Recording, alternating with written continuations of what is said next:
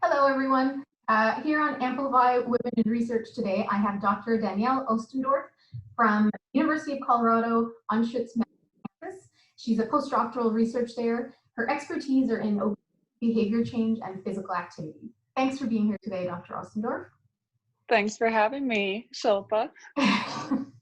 So tell us a little bit about your PhD work and how it led into your current NIH postdoctoral work.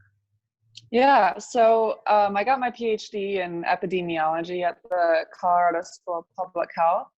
And while I was there, I was able to work on this large behavioral weight loss intervention with Dr. Vicky Catenacci as one of my primary mentors there. And I started to look at our participants a little bit more closely. I was supervising their exercise as part of my role on the study. And I noticed that we could get a lot of them to increase their activity levels initially. But then long term, their adherence really just fell off. And same with their weight loss. They started to regain almost all of the weight that they had lost by like 18 or 24 months later. And so that's when I started to focus my research questions in on these long-term adherence questions. And in my dissertation, I was really curious around the relationship between physical activity and long-term weight loss. So I use this cool analysis technique. It's called ROC curves to identify the optimal amount of physical activity for long-term weight loss. And I also was looking at these psychosocial characteristics of participants, including motivation.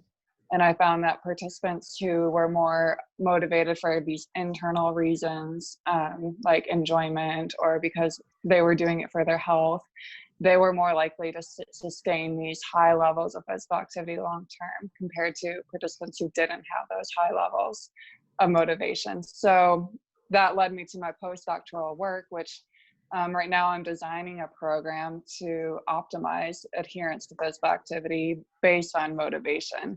And instead of telling people to do, X number of minutes a week at moderate intensity, I'm first starting them at just telling them to move in ways that make you feel good, stop moving in ways that make you feel bad, and let's just get you started with that. Eventually we'll increase your activity more, but we need to find out what you like to do because that's what you're going to be able to sustain long term. So in my postdoctoral work, I'm looking at how people respond to this program using qualitative methods. So I'm conducting focus groups and I'm doing this qualitative analysis using Atlas TI and learning a lot in that approach. And then I'm combining that with my quantitative data on changes in motivation over time using this pretty unique analysis. It's called a latent transition analysis, where you can look at how these different types of motives, like if you're motivated because the study's telling you to do it or because you would feel guilty if you missed the session, how that all integrates within a person and how that integration changes over time. So I'm hoping to combine my quantitative and my qualitative results to really just improve this program and bring it to a whole nother level where I can just help people, achieve these high levels of activity and be healthy and feel well just long term for the rest of their lives. That's awesome. And I love that your story includes learning from the participants. Like, I think that's so important. Being sort of in the lab with participants, working with them, you learn so much, right? And it inspires so much novel research, I think. Yeah, definitely. Just hearing, how people struggle with their daily things that they have to do. They're a mom, they're a worker, and they have all these, things that get in the way of their wellness goals. And so how can I make, the programs that we design just so easy for people to achieve and adhere to? And I think that if they focus on things that they actually like to do, then they'll be much more successful long term. For sure. So tell us what you hope to do next. So it sounds like you've had some great success in your PhD and your postdoctoral fellowship so far. Where do you hope to take all of this? Yeah, so right now I'm writing a grant to try to get a tenure track faculty position, and I would love to stay in academia research. And my goal is to really just optimize this program. And there's a couple strategies that I'm looking at and how to do that.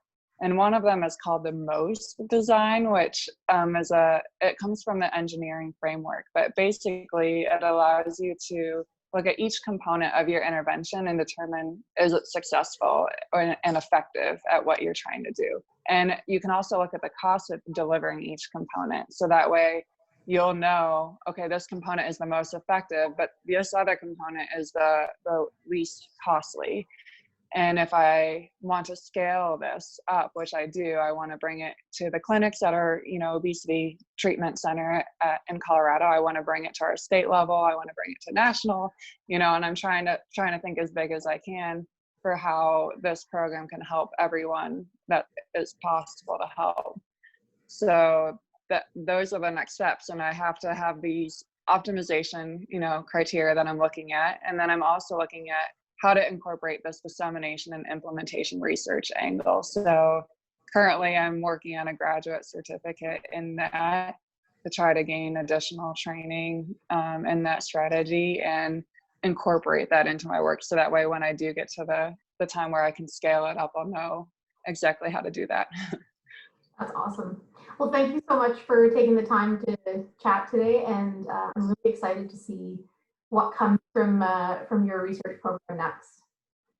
Yes, thank you so much for having me. I really appreciate the work that you're doing, Shilpa, and highlighting these young early career investigators. And I just thank you so much for giving me the time to chat today about my work.